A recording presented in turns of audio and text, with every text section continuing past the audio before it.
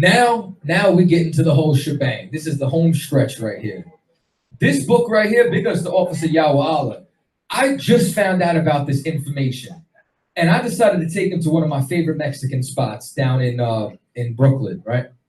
And while we were over there, we found a rare bookstore.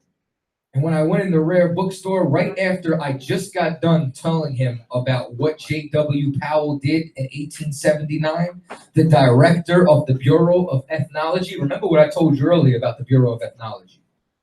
I don't know if y'all remember. Way early on, I said, remember ethnology. This is literally the Bible for archaeologists and anthropologists on how they're supposed to act to data when it comes to the North American Indians. Do you understand? I found this book that day. Found it on the shelf inside there, man. Barakatah Yahweh Yahweh. Give me the next slide. This right here was presented to a library. If you notice, it's directly from the Smithsonian. We ain't even supposed to have this.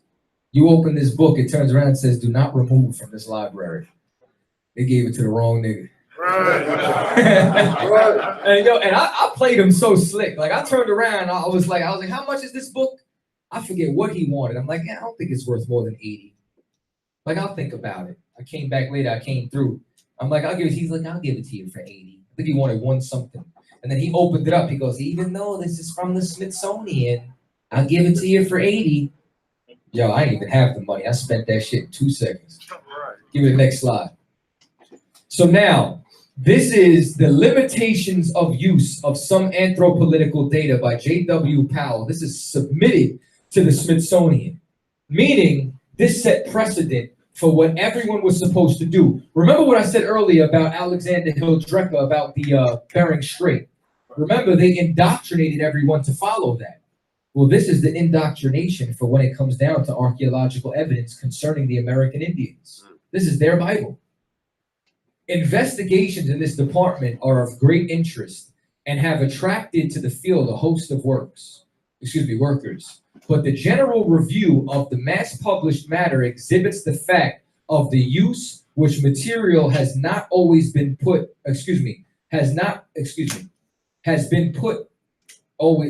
basically what they did has not been wise the way they used it. In the monuments of antiquities found throughout North America, in the camp and village sites, grave mounds, ruins, scattered works of art, the origin and development of the arts in savage and barbaric life may be satisfactorily studied. Incidentally, too, hints of customs may have been discovered, but outside of this, the discoveries may have been illegitimately used, especially for the purpose of connecting the tribes of North America with peoples or so-called races of antiquity in other parts of the world. Meaning, if you try to take the North American Indians and say, I found Hebrew writing, and these are the lost tribes, illegitimate, you can't use it. This is the law of the Smithsonian. Give me the next slide. Now we're on the next page. So now, remember what we were talking about earlier, right?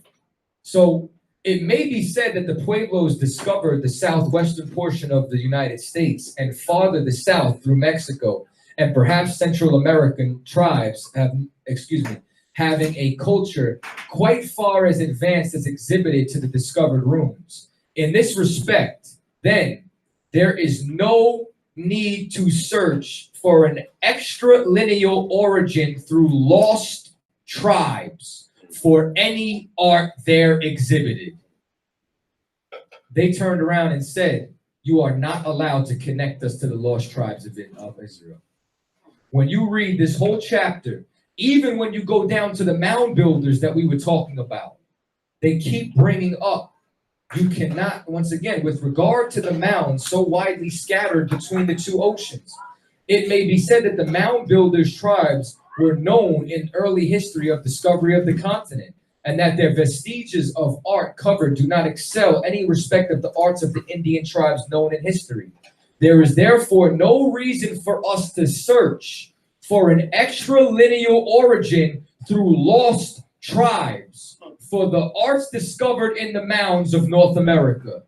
They made it illegal for us to connect ourselves to the lost tribes.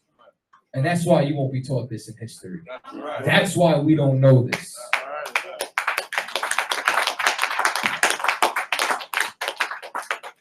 I'm going to give you one more. Give me the next slide.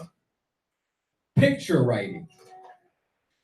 Remember how they said that we don't have any written language? It's because they destroyed it all. They burned it all. They kept it all away from us. Or, remember, you know what chapter this is in? The limitations of anthropolitical data concerning the Indians. Well, let's read a little bit. You should have never taught us how to read. The pictographs of the North American Indians were made on diverse substances, the bark of trees, tablets of wood, deer skins, animals, and surfaces of rocks. So it's us talking about all these things that they made.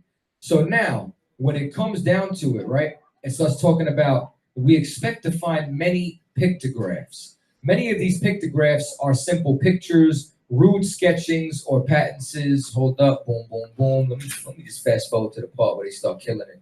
You understand? But it has, hold on, what the hell is it?